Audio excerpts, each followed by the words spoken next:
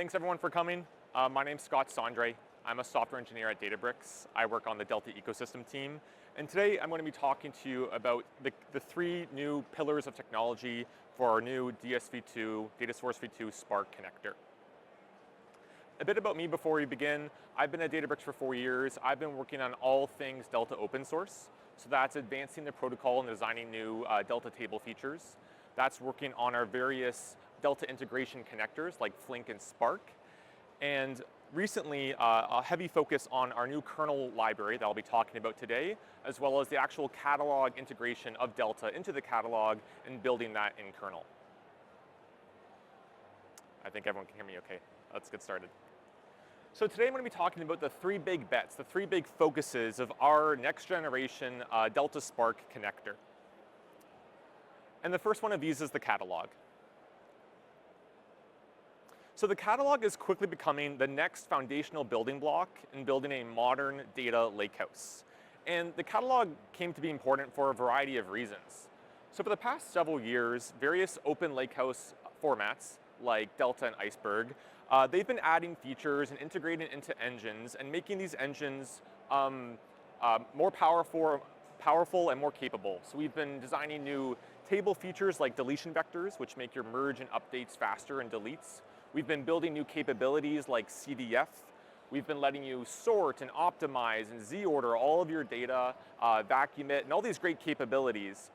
But now the next generation of features and capabilities that our customers and users want can't really be provided by the data source format alone, and we actually start to look to the catalog for a lot of these things. So most of our users now, they don't just need, like a safe folder where they can write and have atomicity with their transactions in their folder in the cloud. They want more features built on top of that. So governance, they want to know who is accessing their table and how is that changing over time. They want to have fine-grained access control to make sure that only the right users with the right permissions are touching their data. They want discoverability. They don't just want a bucket in S3 with a bunch of tables. You want namespaces and schemas and table names, okay? Furthermore, when you start to have this sorts of metadata and names and comments on your various columns in your table, on the Databricks platform, for example, we can now build AI on top of this. So on Databricks, because of the catalog, and because the catalog knows everything about your tables, you can now just write SQL queries using English. And we'll just take your English, create the SQL query. We know everything about your table, everything about the columns and whatnot. And this just makes things a lot more discoverable. Like you can ask which of my tables or where do I get this answer about my employee data in Europe, and the catalog can now start to answer these sorts of questions. Catalogs give observability. We can actually have row lineage and see how your data is changing over time. Of course, catalogs can provide fine-grained security and access controls. A new big demand these days is building the common capability of multi-statement and multi-table transactions that you can, of course, perform in databases to the lakehouse. And this can't be solved by the cloud storage alone. A catalog needs to be involved as the one central coordinator to be the transaction broker for multi-statement transactions. And performance. There's a lot of fancy performance capabilities and caching that a catalog can bring to Iceberg and Delta, for example. So this is the first technology. The second technology that we're all in on for our next Data Source v2 connector is Delta Kernel.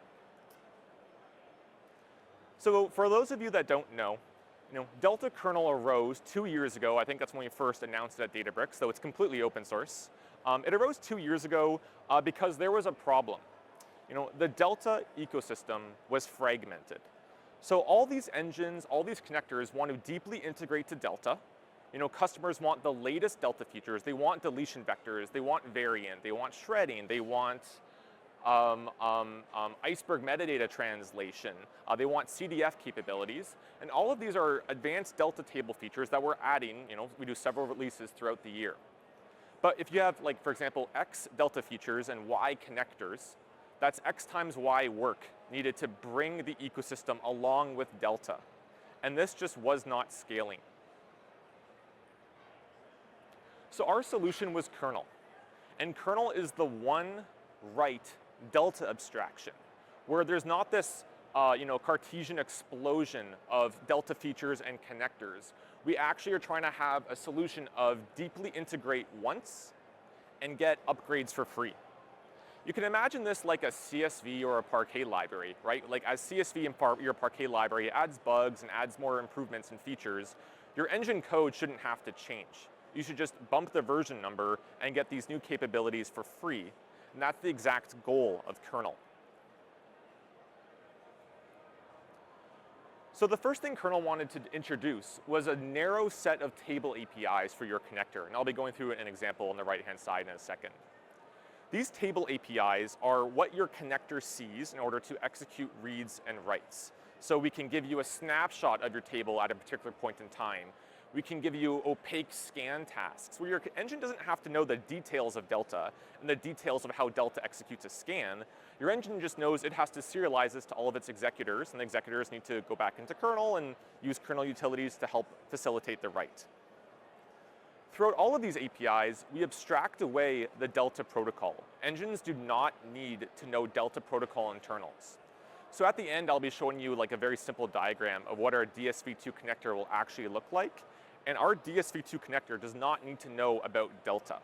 And we're really excited about this. We're going to take the same approach to Flink, for example. And we're working with our friends at Trino to see if they can reuse kernel as well. Along this way, as we really try to simplify the connector journey, we also want to allow kernel to let engines do what engines do best. Engines do serialization and distributed work to executors best. Kernel should not be prescribing how engines should do engine things. So along the way, we want engines to have full control over this.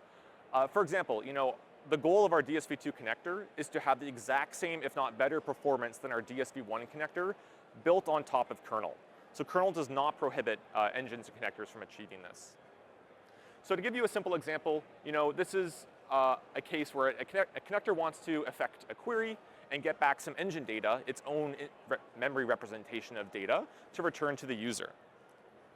And the first place it goes is into kernel and into our scan APIs. Kernel then takes care of doing all the Delta protocol internal logic. Delta is a series of deltas, a series of commits, and you have to replay the commits to get the latest version of the table. And this is something that kernel should handle. Today, for example, it's single-threaded, but we're actually working on allowing engines to do the replay in a distributed manner, where they get that great distributed performance, but again, they don't have to care about how replay is actually done. Delta also, we generate the filters and the expressions to do data skipping over your data, but we don't evaluate that ourselves. We give that to the engine because engines know how to evaluate their own expressions best. So Spark will evaluate Spark expressions. DuckDB in the native ecosystem will evaluate DuckDB's representation of expressions. We don't prescribe that. Here are the engine APIs. So while kernel is doing all this work, kernel will need some work to get done. Kernel will need some JSON files to be read or written, some Parquet files to be read or written. We might need you to list from the cloud, and we might need you to evaluate expressions. So kernel will, of course, ship with a default library that you're free to use that will get this job done. But you can override any of these capabilities, and then your engine can do its own work and its own memory representation its own way. So we're really happy about this API design. And of course, the engine is the thing that ultimately goes to cloud storage. Kernel doesn't prescribe this. And I can be taking questions at the end. I don't know if we can distribute microphones or we can just come up and chat. Of course, the next thing that we're focusing on is DSv2. So today, Delta Spark is built on DSv1, which is, Databricks is the original creators of Apache Spark. This is the sort of first API that we worked on. But in the past several years, the Spark community, I believe DSv2 was originally created by some Iceberg folks at Netflix, they've been building a brand new data source API. This is the API that lets Spark, the compute engine, understand what is your data source, what does it look like, how do we do reads and writes, and how do we, for example, push down information of user intent, like the read schema or the query filter. How do we push that down into the data source where it can now affect any optimizations that it's capable of? So DSv2 is certainly the future of the core Spark data source abstraction, but I think it's worth talking about like what problems with DSv1 today. So as I've talked about kernel and as I've talked about catalogs, this is certainly the future of Delta, but DSv1 is not catalog aware. So building, for example, streaming reads is actually really hard to do. DSv1 doesn't really like doing time travel on file system-based sources, and it has some inconsistent APIs for read and write. Ryan Blue has a great talk on YouTube that talks about some of the early motivations of problems of DSv1 and motivations of DSv2. So DSv2 is deeply catalog aware, which is great. That's the future of kernel, that's the future of Delta. It standardizes write paths, and it does a great job at letting data sources push down their complex DML implementation into the engine. So with all this talk of Delta and Iceberg and lakehouse formats and unification going on these days, what both of the Delta and the Iceberg communities are really excited about is not re-implementing merge and update. We let Spark do this in DSv2, and we as a data source delete all that code and just provide the APIs and the answers and the hints that Spark needs. So what have we built so far? The exciting thing that I've been working on the past 6 months is catalog managed Delta tables. This is a new Delta table feature that transforms how Delta tables are discovered and written. It changes how they're read and write. So what we've built is a brand new Delta table feature that says the catalog must broker all writes, and the catalog must be informed of all write paths. And then if you're involved in the writes, the catalog, of course, has to be involved in the read. So we kind of now have a very purposeful split brain where the catalog knows about the latest commits to the table. And over time, because the catalog doesn't have infinite scalable storage, the catalog can backfill to the Delta log, and therefore you can bound how much data and commits it has to maintain over time. And as we built this in kernel, we actually had to do 2 versions of this. We actually pivoted halfway through the project about 4 months ago. Internally, this is like a catalog managed V2 because V1 was not working. And we realized that we need to keep catalog references out. So that there will be a blog post incoming, but what I'm really happy that we were able to correctly engineer is that when you integrate your engine with kernel, with a catalog, things are simple. There's a clear dividing line of abstraction where kernel and your engine don't have to plumb through catalog references everywhere, and your catalog table can't just randomly update halfway through your query. We're really happy with how we define this.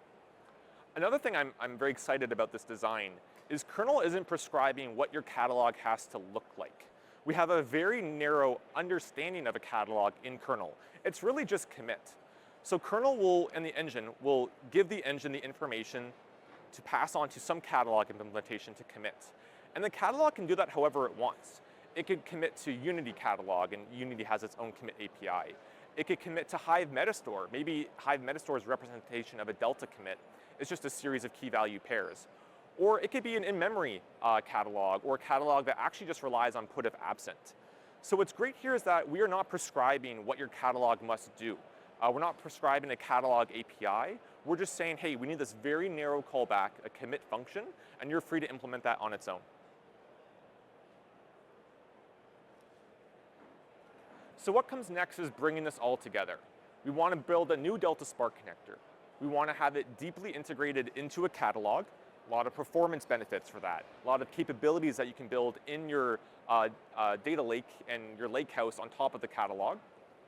We want to use the future of Delta abstractions. We want to use Delta Kernel. Our DSv2 connector won't have any Delta logic inside of it. We're really excited about that. And of course, we want to use the new DSv2 Spark API. So I'm now just going to give you like a bit of a walkthrough of like what this connector will look like, and maybe I'll call out some simplifications that we've made along the way. So the first thing that your Spark or your engine will talk to is some Unity catalog managed client. This is the Delta Unity client that knows about this table feature and knows about your catalog.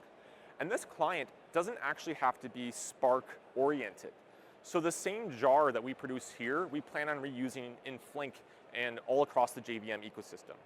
And something I haven't emphasized throughout this talk is there's both a Java kernel and a Rust kernel for the native ecosystem. So we have the same goal in the native land. We want to have one of these crates in native that can be used all across C, C++, Go, Python, etc. So code reuse is the goal here. This UC catalog managed client will of course talk to unique catalog server and get back the latest commits.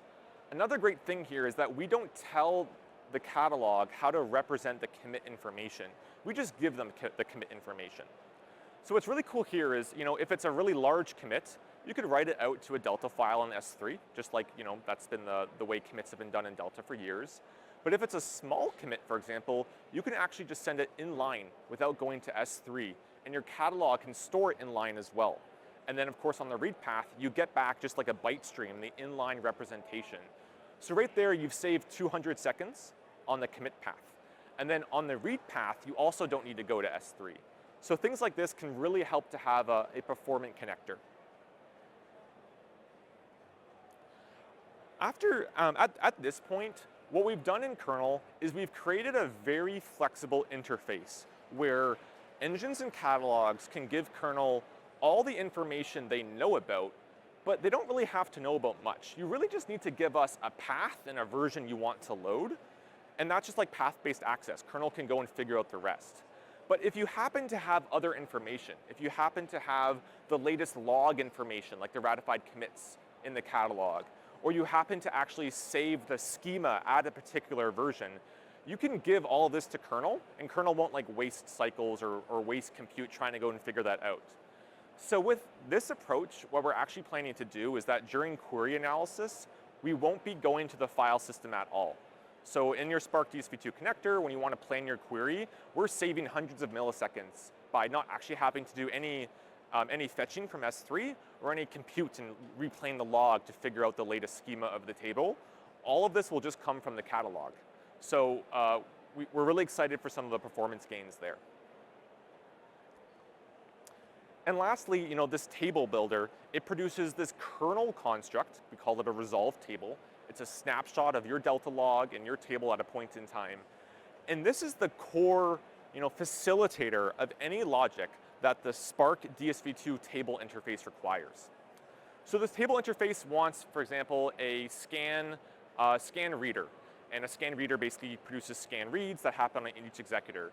And there's basically a one-to-one mapping of these DSv2 interfaces to kernel interfaces. So kernel table is going along the way, producing all the constructs that the DSv2 APIs need. And the same goes on the on the right path. There's a batch writer. Batch writer produces all these things that get sent to each executor, and kernel's there right along with it. And again, along this way, there's no catalog references. There's no complexity passed through from your catalog client into DSv2. All that's passed through is a single committer, the bottom green block. And this is the function that we invoke that goes back into your catalog. So we really do think that this will be a very scalable, once you understand it, simple experience for catalogs and engines to integrate with kernel. So the next steps here are, the kernel catalog managed table support is still work in progress. The catalog managed Delta protocol feature is actually still in progress. It's in our request for comment stage. So you can go on our GitHub and check it out, delta.io/delta, and comment on it. Will it work with Glue? Will it work with Polaris? Let us know. We've done our best. And then once this is all wrapped up, in the coming months, we plan to go like full steam ahead on our DSv2 connector. All this is open source. There's no secrets here. All the project planning, all the design docs. So if you want to help out, please join our Slack. I really should have had our Slack on the last slide. But if you're passionate about working on this, please message me and please comment on GitHub, and we can work together. And I would love all the help and expertise that I can get. So that's all for me today. Thanks everyone for coming.